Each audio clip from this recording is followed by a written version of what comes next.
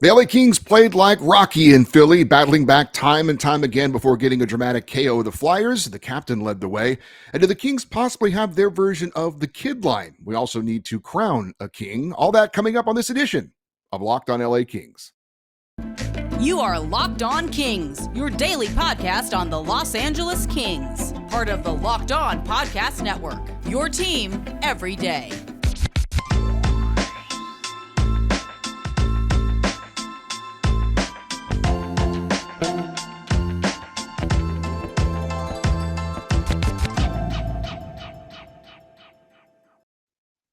Hey, King fans, welcome to Locked on LA Kings, your team every day. Thanks for making Locked on LA Kings your first listen every day. We are free and available wherever you get your podcasts and on YouTube. Please like and subscribe if you are enjoying this content.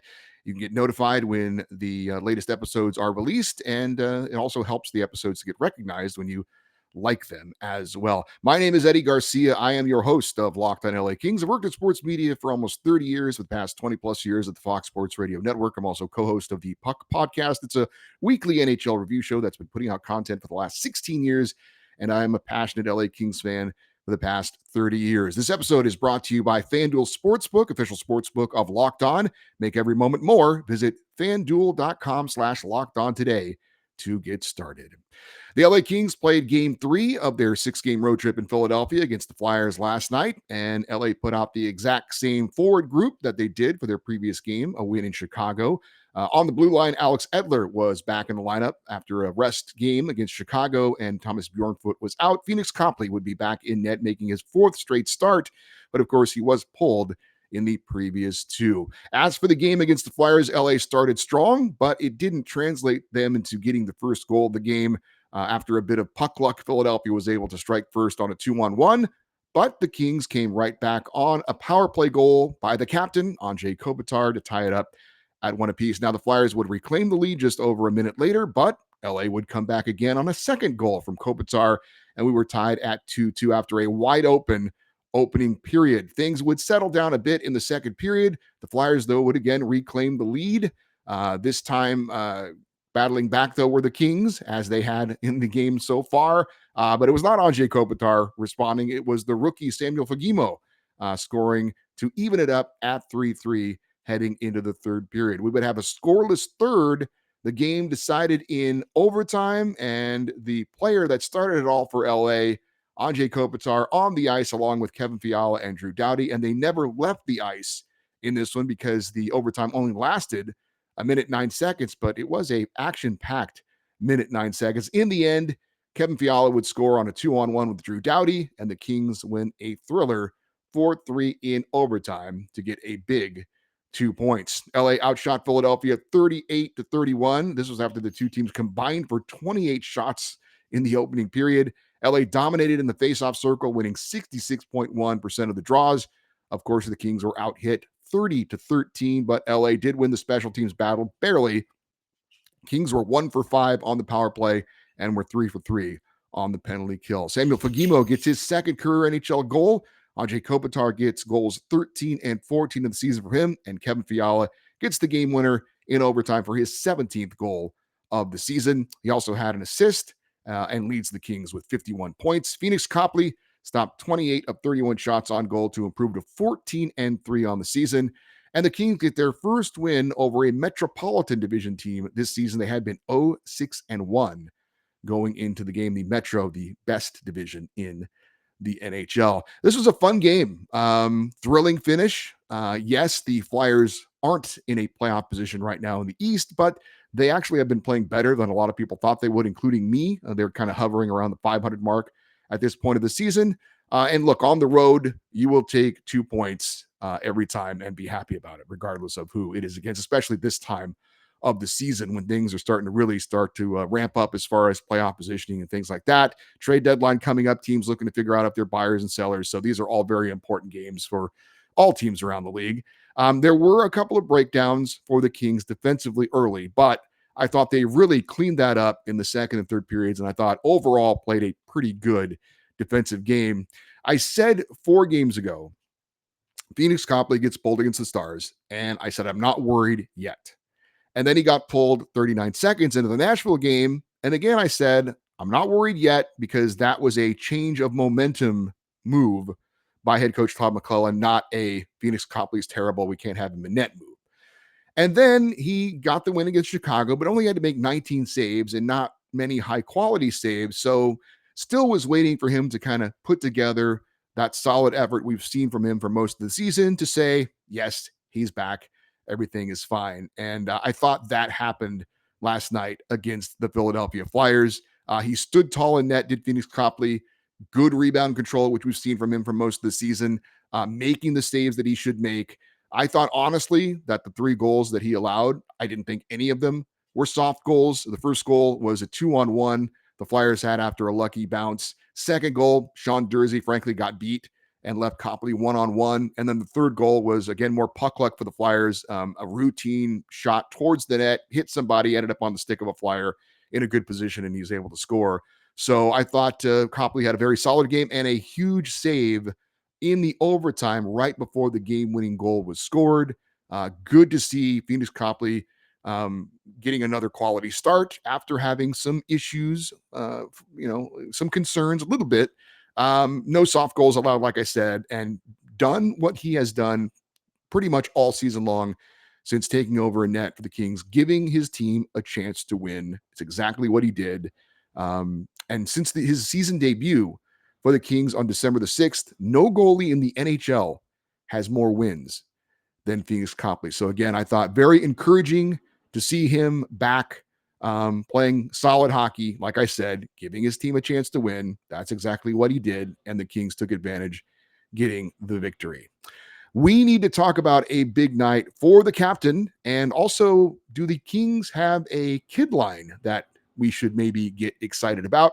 We're going to talk about all that in just a second. But first, I need to remind you that today's episode of Locked On LA Kings is brought to you by FanDuel. The NFL playoffs are here, and we're really excited about our new sports betting partner for Locked On because they are the number one sports book in America, and that is FanDuel. And if you're new to FanDuel, it's even better because they have so many great features that make betting on sports easy and fun. New customers join today and get started with $150 of free bets guaranteed with your first bet of $5 or more. Just sign up at FanDuel.com/locked on. FanDuel has all your favorite bets from the money line to point spreads to player props. Plus, you can even combine your bets for a chance at a bigger payout with same game parlays, all on an app that is safe, secure, and super easy to use. So football fans, don't miss out. Place your first $5 bet to get $150 in free bets, win or lose, at FanDuel.com/locked on. Make every moment more with FanDuel, official sportsbook partner of the NFL. When it comes to the Kings, and how they were struggling at one point this year, I saw some negative comments about Anze Kopitar, and that will happen with any fan base. When things aren't going well, they look for fingers to point and players to call out. But it was the stuff that he's not a top line center anymore, even stuff as drastic as the C needs to be removed from his jersey. I thought that was a lot of eye roll stuff, to be honest. But I do think that Kings fans do probably take Anze Kopitar a little bit for granted. The 35-year-old is second on the team right now in scoring with 39 points. He's third on the team in assists with 25 and fourth in goals with 14. The captain is putting up solid numbers again, not to mention his leadership in the locker room. And yes, he is a quiet leader, but very, very well respected in the room. And I guarantee you, when Anze Kopitar has something to say, everyone listens and takes it to heart. He probably had his best game of the year last night against the Flyers with the 2 goals. And he won 66.7% of his faceoffs as well, playing over 20 minutes. He was on the ice when the game-winning goal was scored in overtime as well. Kopi recorded his 43rd career multi-goal game, tying Butch Goring for 7th most in Kings franchise history. Kopitar's first goal of the game against the Flyers marked his 107th career power play goal as he passed Dustin Brown for sole possession of 4th on the all-time Kings list for power play goals. And I have to admit, and this is not criticism, but I do like seeing Kopitar looking to get his shot more. And that was definitely the case last night against the Flyers. Now, I get that by nature, he is more of a facilitator. I get that he usually has somebody on his wing, like a sniper, like Adrian Kempe, and you're going to defer to him probably a little bit more because he's a guy who does have a bit of a more of a scoring shot than Anze Kopitar does. But I like to see when Kopi is a little more offensive minded. I think it makes the top line more dangerous when he's looking for his shot. And that definitely was the case last night, especially on that first goal. That was just a flat out blast on the power play from the high slot. So again, good to see Kopitar looking for his shot. I think it makes that top line more effective, and good to see the top line having a very good game. Obviously, we talked about Kopitar, but Adrian Kempe had a beautiful primary assist on Kopitar's second goal, a pass from behind the net. Kempe was flying around the ice all night, both offensively and defensively, had some really good looks. And Quentin Byfield continues to show signs of progress. I was skeptical about him playing wing on the top line, but it looks like it's really starting to work out for Byfield, and he is more and more noticeable on the ice and in a positive way. He had a very nice pass to Kempe that started that second goal, where Kempe had the assist behind the net to Kopitar. Byfield had a steal in the Flyers zone early that led to a scoring chance. He had another shot on goal and then got the rebound behind the net and had a pretty nice wraparound chance. He drew a tripping penalty, although he did take a bad tripping penalty later on in the game. But again, Quentin Byfield is, getting some quality ice time, and I think he's taking advantage of it. Also playing on the second power play unit, the Deneau power play unit as well. And he just looks more and more comfortable. He looks more and more confident in his role. And I think he's starting to scratch the surface on some of those high expectations that everyone has had around him. I really think the QB is showing encouraging signs. And I don't think it's just me wishful thinking, because, watching him play earlier in the season, we just didn't see it. And also obviously sporadically last year as well. But again, I'm seeing it. You tell me if you're seeing it too. Quentin Byfield, though, again, starting to play with more confidence, starting to look more comfortable, and making noticeable plays, both passing the puck, both with puck possession, and occasionally getting some scoring chances as well. So I think very encouraging signs going on right now with Quentin Byfield. Speaking of young talent, do the Kings maybe have their own version of the kid line? Now, if you don't follow the league, you may not know what the hell I'm talking about, but the New York Rangers have a line they call the kid line. It's made up of Alexis Lafreniere, Capo Caco, and Philip Hedl, all former first-round picks, all under the age of 22 years. And they have had success off and on, but made some headlines in the playoffs last year, doing some nice things for the Rangers. And maybe the Kings have a version of that in the making, because I really enjoyed watching the Kings' fourth line against the Flyers. Maybe you can call it the rain line, because they all played together in Ontario. But I really enjoyed watching Alex Turcotte, Samuel Fagemo, and Rasmus Kupari on the fourth line against the Flyers. Turcotte and Kupari are, if you don't know, former first-round picks, and Fagemo, former second-round pick, but they're all under the age of 22. And I thought they brought a lot of energy last night, with, of course, Fagemo scoring a crucial goal in the third period to tie it up and force overtime. I'm not sure how much they're going to play together going forward. I don't know if they're going to stick together as a line. I mean, obviously, the success of the team will dictate if things get shuffled up or not. But some of the Kings' big draft picks, high draft picks, good young talent, kind of being forced into the lineup right now because of injury issues, which we'll talk more about in a second, but getting a chance to show what they can do. And I thought they looked hungry. I thought that group was, again, flying all around the ice, providing a lot of energy. And it's great to provide energy, but if you can also have production as well and score a big goal, then that obviously is huge. So I don't know how long it's going to last. I don't know if it'll be something that develops into something that gets a nickname. That obviously would be something you only do with a line that has a lot of success. But I did notice them against the Flyers. And again, I really enjoyed watching them when I was like actually anticipating, like, let's get the fourth line out there. I want to see these kids fly around and do some good things. So that's something to watch going forward. The fourth line for the LA Kings. We'll see if it stays together. Alex Turcotte, Rasmus Kupari, and Samuel Fagemo all looked pretty good, I thought, against Philadelphia.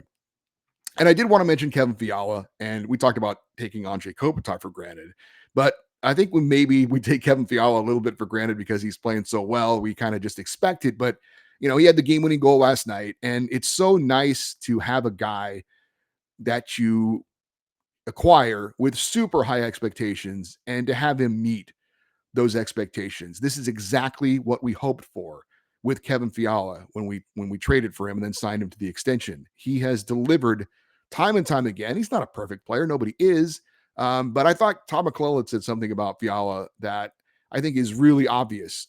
He is a guy that always wants to be on the ice, and it shows in the way he plays, the way he skates with so much energy. I think that the team kind of can feed off that as well. And I love that he doesn't seem to care who he plays with or where in the lineup he plays. He's going to get on the ice, he's going to get the puck on his stick, and he's going to make things happen. He's really been a treat to watch so far for the LA Kings. And obviously, it was a treat to see him score that overtime game winner. But I loved that comment that Tom McClellan made, that he just always wants to be on the ice. And it's pretty clear when he does get on the ice how much he just loves to be out there and wants to be involved in everything. So will Kevin Fiala wear the crown for the win over the Flyers? That is to come. But first, I need to let you know and invite you to check out Locked On NHL Prospects. It is your daily podcast covering the next generation of hockey superstars leading up to the NHL draft, plus NHL draft rankings and top prospect comparisons for every team. That is Locked On NHL Prospects, available on YouTube and wherever you get your podcasts. So we started this the other day, but in case you missed it, because I know, not everyone watches or listens to every episode, although you really should. But after every Kings win, we are going to crown the top performer of the game. This is literally something that most teams do in NHL locker rooms after a win, where they pass around a hat, or it's a championship belt or a cape or something that they wear.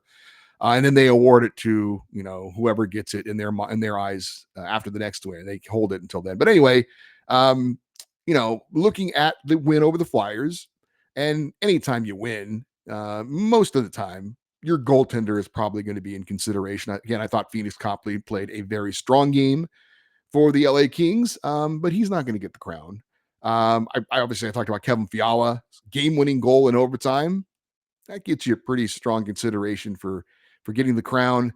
But no, and even Samuel Fagemo, the young guy scoring a huge clutch goal to tie it up and eventually forcing the overtime.